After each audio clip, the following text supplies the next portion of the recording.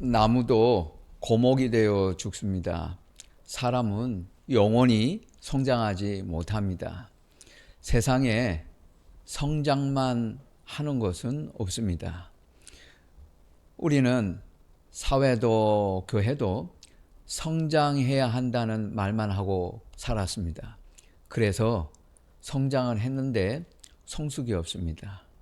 성숙을 말하지 않고 있습니다. 성장을 넘어설 수 있는 성숙을 말해야 합니다. 사회도 잘 살고 교회도 사람은 많아졌는데 인간성은 더 나빠졌습니다. 신앙이 약해졌습니다. 성경은 죄 짓고 건강하게 오래 사는 것을 장수의 복이라고 말하지 않습니다. 깨달음도 없고 회심도 없고 변화도 없이 오래 사는 것은 짐승과 같습니다. 인간답게 살 수 있어야 합니다.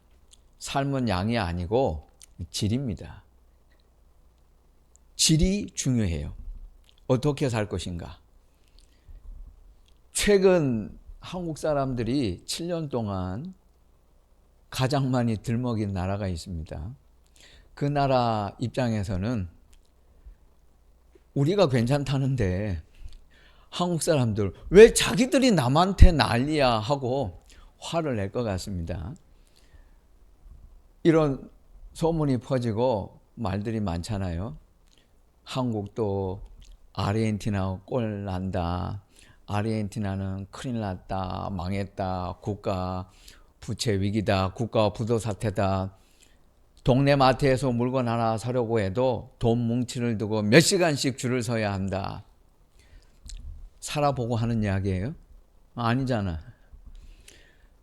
한국 뉴스, 한국 신문, 한국 인터넷, 한국에서 전하는 어떤 소식도 제가 믿지 말라고 충고했죠. 명심하세요. 사회 기반 시설을 더 이상 관리하지 못해서 상점마다 발동기 소리 나는 자가 발전기를 가지고 있습니다. 하루에 몇 번 전기가 끊어져요. 그건 사실이에요. 그러면 자가 발전기를 켜야 합니다. 거리에 소음이 엄청나요. 부에노스아이레스도 저녁이 되면 깜깜합니다. 수도인데. 청소차가 가끔 와서 쓰레기가 여기저기 쌓여 있어요. 쾌적한 도로는 아닙니다. 2, 3일이 멀다 하고 물가가 2배, 5배 막 올라가요. 그런데 여기 사람들은 전혀 신경 쓰지 않아요. 그보다 더 중요한 가치가 있기 때문입니다. 곳곳에 잔디 축구장이 있어요. 세계 3대 공원도 무료입니다.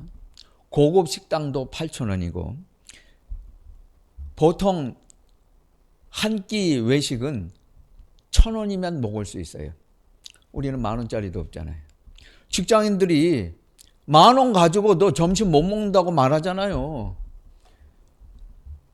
지금 지구촌에서 빵 제일 비싸게 파는 나라가 어느 나라예요? 한국이에요. 여기서 10,000원 하는 거 아르헨티나 가면 2,000원이면 사 먹습니다.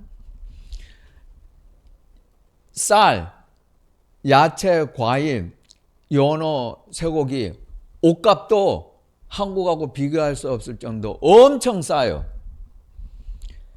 엘리베이터가 강남 아파트보다 넓고 테라스에 열대 나무도 있고 파티 장소가 따로 있고 키친이 구별되어 있는 3, 40평 아파트인데도 보증금 100만 원에 월세는 단돈 30만 원.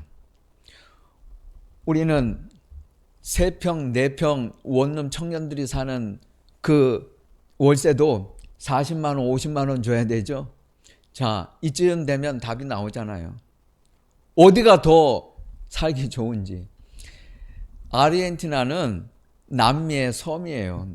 그 동네는 완전히 달라요. 그 똑같다고 생각하면 안 됩니다. 문화도 독립적이고 건물도 유럽 스타일이고 햇볕에 그을린 불그스레한 피부도 아니고 하얀 사람들만 살아요. 거기만 그래요. 부에노스아이레스는 파리에 견주는 아름다운 도시입니다. 장로교회가 많이 부흥하고 있어요. 그 개신교 신자들을 환영해요. 그 이상하죠. 가톨릭 국가였는데 교회를 좋아합니다. 그 나라 사람들이. 아르헨티나는 세계 5위 선진국이었다가 기울었을 뿐 기본은 있어요. 물가가 이렇게 문제가 되는 건 수입품에 의존하기 때문에 그래요. 그런데 내리기도 해요. 그러니까 사람들이 사는 거예요. 사람 사는 것은 다 똑같아요. 알아서 살아요. 적은 자본을 가지고 한국 사람들이 창업해서 성공을 많이 합니다. 아르헨티나에서 태어나서 한국 대기업의 스카웃을 받아가지고 좋은 대우를 해주었는데 싫다 그러고 청년들이 아르헨티나로 다시 돌아갔어요. 한국 사람이 아르헨티나 갔다가 귀국했다가 다시 못 살겠다 그러고 아르헨티나로 이민을 갔습니다. 전 세계에 한국 코리아타운은 다 줄어들고 있는데 현재 아르헨티나는 코리아타운이 계속해서 커지고 있어요. 거기만 그래요. 그 사람들이 하는 말입니다. 한국은 사람은 없고 돈만 있어요. 상점만 좋아요. 가면 우리 한국 마트 백화점 잘 해놨잖아요. 그것만 좋았다 그래요. 좋아하는 나라지 좋은 나라는 아니에요. 나쁜 나라예요. 아르헨티나 사람들은 집, 차, 서열 그런 거 안 따져요. 마음 편해요. 행복해요. 삶의 질이 훨씬 좋아요. 친절하고 명품 들고 프로포즈 하는 정신 나간 청년들도 없어요. 그 나라에는. 그래서 여기는 살기 좋아요. 남 걱정하지 마세요. 지금 우리가 더 심각해요. 뭐 그 남의 나라 망했다 어쩌다 하는데 우리가 더 문제예요. 삶의 질은 훨씬 더 아르헨티나가 월등하게 좋아요. 훨씬 나아요. 아르헨티나 사람들이 생각하는 행복에 필요한 세 가지 요소. 첫 번째가 가족 사랑이에요. 두 번째는 친구 우정. 세 번째는 놀이. 가족과 친구와 노는 게 중요해. 돈보다 돈 없어도 돼. 조금 도시는 더러워도 상관없어. 그 사람들은 인플레이션 그거 놀라면 안 돼요. 그런 일 하고 산다 그래요. 그거 중요한 게 아니에요. 가정이 더 중요해. 그 돈 없으면 어때? 그거는 중요한 게 아니에요. 사랑이 중요하고 삶의 질이 더 우선해. 우리나라 한국 성인들에게 물었습니다. 행복의 조건 세 가지가 무엇입니까? 첫째가 돈, 두 번째가 일, 스펙, 세 번째가 나, 가족 그런 거 없어요. 이웃 그런 것도 필요 없어. 저밖에 몰라. 돈이면 다야 최고야. 이게 지금 우리 한국이에요. 5월 달부터 아니면 내년에 시행을 해서 1억 원을 주면 아이를 낳겠느냐 하니까 63%가 아이 낳겠다고 말했어요. 이제 이런 사람들이 자녀를 낳아서 키우면 이렇게 되는 거예요. 엄마 1억 원 받고 나 낳았다며. 그 돈 안 받았으면 나도 안 낳았겠네? 엄마 아빠는 나보다 돈이 더 중요하네. 그러니까 그런 자식 똑같이 만드는 거예요. 이제 그 꼴 되는 거야. 한번 보라고 이제. 그러면은 그 부모가 존중을 받겠어요? 그 부모가 자식을 사랑할 수 있겠어요? 계약서 쓰고 결혼하는 게 사랑이에요? 결혼하지 않았는데 동거부터 해? 이건 윤리, 도덕, 성, 상식도 없고 근본도 없는 집구석 출신들이에요. 그런 사람들이나 이런 거 하는 거지. 어떻게 그렇게 가정을 생각을 합니까? 김소연이라고 하는 이상한 시인이 있어요. 이상한 것보다 인성이 잘못된 사람이죠. 이 사람이 쓴 산문 제목에 이런 게 있어요. 사랑에는 사랑이 없다. 벌써 말이 안 되잖아요. 사랑이 있어서 사랑이라고 하는데 사랑이 없으면 사랑이 아니라고 말을 해야지. 반칙이면 반칙이고 합법이면 합법이지. 합법 속의 불공정, 이 못된 말습관 가진 사람하고 똑같은 사고방식 가지고 있잖아. 그 말이 안 되잖아. 사랑이면 사랑이고 아니면 아닌 거지. 이 사람이 쓴 책에 이런 내용이 있어요. 우리 사회에서 가장 부패하고 비인간적인 제도는 가정이다. 가족이다. 가족은 계급이다. 만악의 근원이다. 정신병자 아니야? 자기가 인정받지 못하고 사랑받지 못하고 관계에 실패했다고 해서 일반화하고 있으면 돼요? 나에게 나쁘면 다른 사람에게도 다 나쁜 거예요. 그렇게 가정이 싫으면 왜 삶을 포기하지 않고 지금 살고 있어요? 그런 가정에서 나왔는데 포기해야 되잖아. 그런데 또 죽기는 싫어. 어쩌라고? 이게 안 되는 거예요, 여러분. 오늘 성경 말씀에 여호와께서 집을 세우지 아니하시면 세우는 자의 수고가 헛되며 라는 말씀이 있습니다. 하나님께서 세우지 아니하시면 소용이 없다. 이 소용없다는 말씀 이전에 가정은 하나님께서 세우는 것이라는 사실부터 생각해야 돼요. 가정은 청년이 돈 벌어놓고 승진하고 나서 부모가 내가 하는 게 아니고 하나님이 하시는 거예요. 가정은 하나님이 만드세요. 내가 만드는 거 아니에요. 내가 돈으로 만들 수 있는 게 아니에요. 건방지잖아요. 자녀를 낳을까 말까? 이걸 내가 결정하고 있어요? 생명은 하나님이 결정해요. 하나님이 주시기도 하고 빼앗기도 하시고 내가 자녀를 낳을까 말까는 하나님이 결정할 일이지 내가 결정할 일이 아닌데 하나님 노릇하고 있어. 자기들이 건방지게 낳을까 말까를 생각하고 있잖아요. 생활비, 양육비, 사교육비 많이 들어서 무서워서 못 낳겠습니다? 그러면 지금보다 가난했던 80년대에는 왜 더 많이 나왔어요? 돈 때문이 아니라는 게 증명이 바로 되잖아요. 그때는 돈이 없었어요. 지금은 돈 많아요. 그때보다 분명히 돈 많아요. 그때는 청년들이 받는 용돈 그런 게 어디 있어요? 용돈 없어요. 지금은 용돈 다 받잖아요. 그러면 더 많이 나와야 말이 되잖아요. 그때는 지원금 안 줬어요. 지금은 아이 한 명 낳으면 지원금 주잖아. 그런데 왜 더 많이 안 나? 말이 앞뒤가 안 맞잖아요. 베트남 사람들 자꾸 무시하지 마세요. 한국 사람들 이상해. 우리나라는 인구가 곁다리 빼고 외국인 노동자 이거 다 빼고 순수하게 4천만. 베트남은 얼만데? 8천만. 우리보다 2배 많아요. 8천만 이상일 때부터 나라는 수출을 필요 없어요. 안 해도 돼요. 안에서만 사고 팔아도 내수 시장으로 돌아가요. 끄떡 없어요. 베트남이 우리보다 선진국인 거예요, 사실. 무시하지 마세요. 일본도 인구가 1억 이상이잖아요. 미국도 3억이 넘잖아요. 그러니까 그런 나라는 경제 그거 상관없어요. 끄떡 안 해. 수출 안 해도 돼요. 왜? 1억 되면 안에서 다 해결이 되거든. 우리는 안 돼요. 왜? 4천만이니까. 근데 이것도 줄고 있잖아요.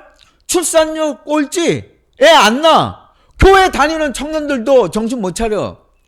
그러니까 우리는 수출에 목매야 되고 헐떡이고 사는 거예요. 사람이 부정하니까. 환경단체 거짓말 그만하고 사라지지도 않을 녹지도 않을 빙하 걱정 말고 그 전에 우리나라가 먼저 없어져. 그거나 걱정하고 기도해. 3천, 2천만 줄어들면 뭐 우리나라 없어지는 거지 뭐. 세계 1순위야 없어지는 거. 그것부터 생각하고 기도해야 됩니다. 청년이 결혼, 출산 걱정하는 나라는 이 세상에서 대한민국밖에 없어요. 그러니까 돈 때문이에요? 아니잖아요. 욕심 때문이에요. 다른 사람하고 똑같이 되어야 한다는 욕심 때문에 그러는 거예요. 그 돈이 없어서가 아니에요. 경쟁심은 많고 욕심이 많은 거예요. 그래서 남하고 똑같이 하겠다고 하니까 돈이 적은 게 아닌데 부족하지. 남하고 똑같이 하려니까. 애는 여러분이 키워요? 하나님이 키우는 거예요. 그런데 오늘 그리스도인들에게도 믿음이 없어요. 하나님이 애를 키워주실 능력도 없는가 보다. 그러는 거 아니에요. 애는 낳으면 키우는 건 하나님이 다 알아서 키우세요. 누가 자기들 보고 걱정하라 그랬어요? 욕심이 많고 인간성이 나빠지니까 가정이 깨지잖아요. 해산의 고통을 마다하는 여자, 그것을 지켜본 경험도 없는 남자가 사람 구실을 할 수 있겠어요? 예수님께서 말씀을 해산의 고통에 비유한 뜻을 모르잖아요. 왜? 그 경험이 없으니까. 무슨 말씀인지 성경 읽어도 모르잖아요. 이사야서를 읽고 신약성경 읽고 예수님의 말씀을 읽어봐도 내가 애를 낳아봤어야 그게 뭔지를 알지. 그러니까 이제 성경 읽어도 무슨 뜻인지 모른다니까. 그리스도인의 삶은 해산의 고통이다, 사랑의 수고다. 그거 1000번 설교야 알아들을 리가 있어요? 경험이 없는데. 이렇게 되는 거예요. 말씀이 없으면 가정은 무너져요. 여호와께서 집을 세우지 아니하시면 그 말씀은 말씀이 성경이 집을 세우지 않으면 그런 뜻이에요. 하나님이 세우신다. 성경 말씀이 가정을 세우는 것이에요.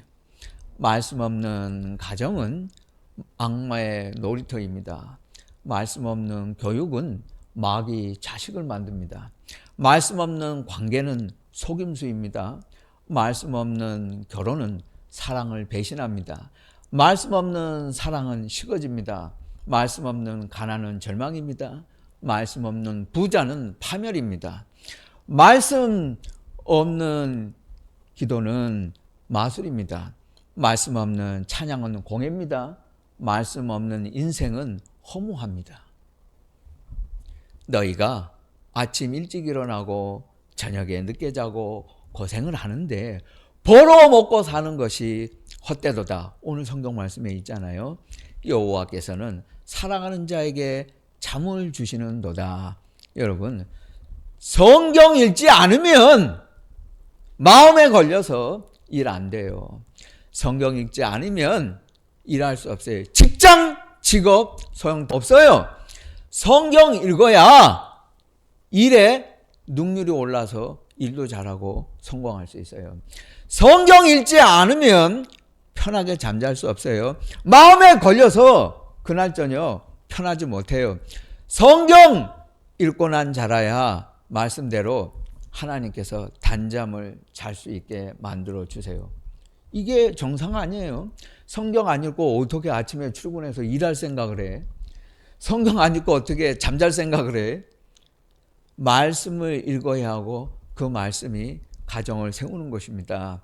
자식들은 여호와의 기업이요 상급이로다. 젊은 자의 자식은 장사의 수중에 화살 같으니 이것이 화살통에 가득한 자는 복되도다. 자식은 하나님이 주신 축복이요 선물입니다. 인생 상담사 김은정 씨는 성인이 될 때까지 33년 동안 부모에게 이런 말을 듣고 살았습니다. 이분이 요즘에 많은 젊은이들에게 또 뭐 부모들에게 이야기를 하잖아요. 이분이 이런 말을 듣고 살았어요. 부모에게서. 초등학교 때 들은 말입니다. 쓸모없는 가시네. 그래서 그녀는 생각을 했습니다. 나는 쓸모없는 사람이다. 고등학교 때까지 들은 말입니다. 나가 되져버려. 꺼져버려. 그래서 그녀는 생각했습니다. 나는 죽어야 하는 사람이다. 다 클 때까지 반복적으로 들은 말입니다. 너 같은 년이 뭘 하겠어. 그래서 그녀는 생각했습니다. 나는 아무것도 못하는 사람이다. 이 한 세상 살면서 왜 이런 부모가 되려고 하는지 이해를 못하겠습니다. 왜 지옥 같은 삶, 악몽 같은 삶을 자녀들에게 안겨주려고 해요? 여러분, 자녀가 이쁘지 않아요? 얼마나 사랑스럽습니까? 왜 자식들에게 이런 말을 하고 살아야 돼요. 이게 21세기의 지금 한국 부모들이에요. 지금도 그래요. 돈 많은데 자식들을 이렇게 만들어 놓고 있어요. 여러분, 자녀는 부모가 고치는 대상이 아니에요. 하나님께 사랑받는 존재라는 걸 알아야 돼요. 고치려고 하면 안 돼요. 하나님께 사랑받도록 지켜봐 주는 거지 여러분이 고치라고 있는 대상이 아니에요. 자녀는 화날 때마다 분풀이 대상이 아닙니다. 리더스 다이제스트 가이드 포스트, 레이디스 홈, 굿 하우스키핑 등의 저널리스트였던 아서 고든의 이야기입니다. 이분이 13살 때였어요.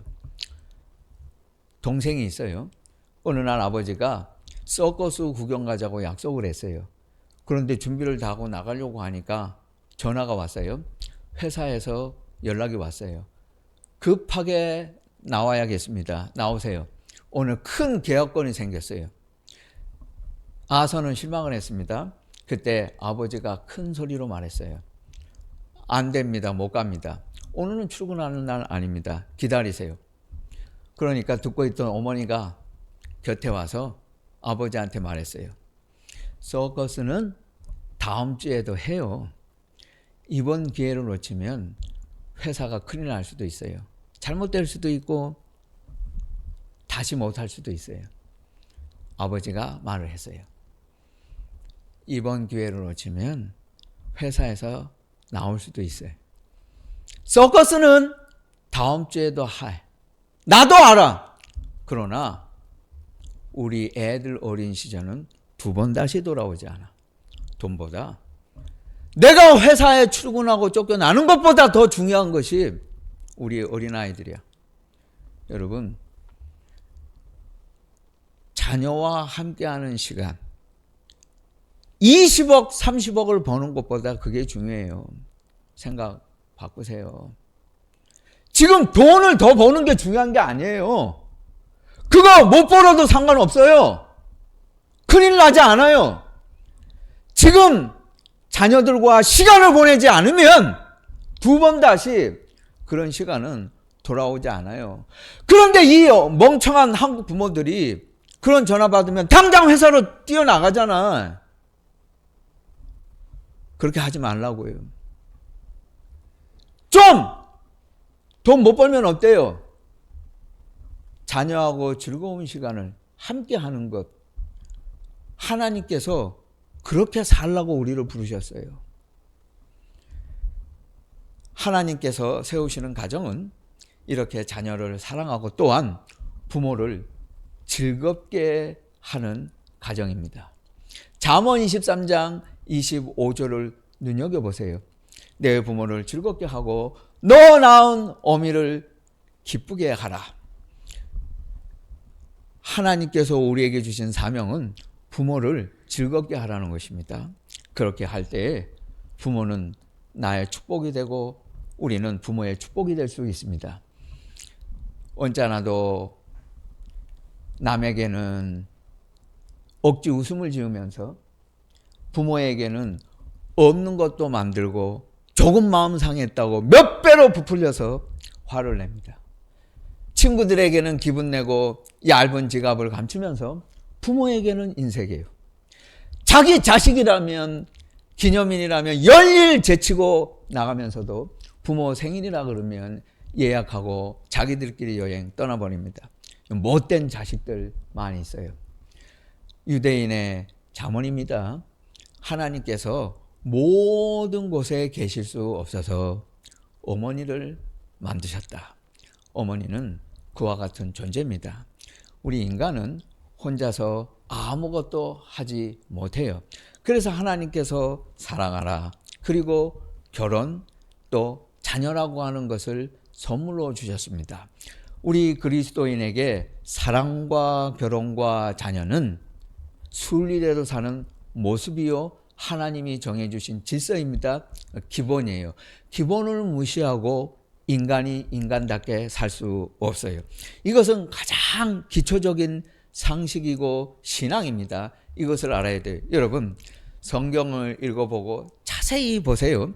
하나님께서 위대한 일을 하실 때는 반드시 제일 처음에 가정을 만들어 주세요. 이거 틀림없는 원칙이에요. 하나님이 사람을 부르실 때 그냥 사용하지 않아요. 반드시 가정부터 만들어 주세요.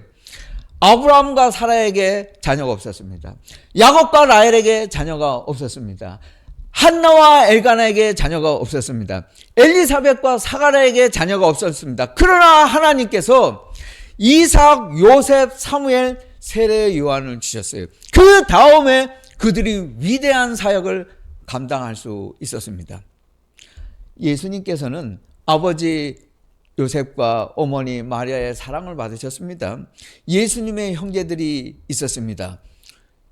야고보와 요셉, 시몬, 유다, 형제가 4명, 그리고 여동생 2이 있었습니다. 예수님은 적어도 7남매 가정에서 사회성을 배웠어요. 예수님은 거기서 사람을 어떻게 인도해야 되고 가르치고 배워야 하는지 잘 아셨어요.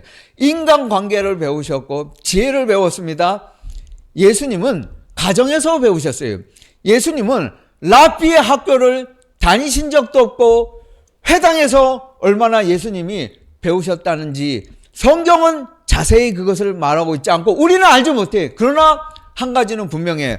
예수님은 랍비가 아니셨어도 랍비의 학교를 다니지는 못했지만 사도 바울처럼 가마니엘 문화에서 배우지 못하셨어도 가정에서 배우셨어요. 예수님은 혼자가 아니었어요. 형제들이 있었고 부모가 있었고 거기서 관계를 배웠습니다. 사랑하는 성도 여러분, 가정보다 귀한 것은 없어요. 자녀와 부모는 우리를 기다려주지 않습니다. 사랑할 시간이고 부모를 기쁘시게 해드릴 시간입니다. 우리가 이 소중한 가치를 세상에 전파할 사명이 있습니다.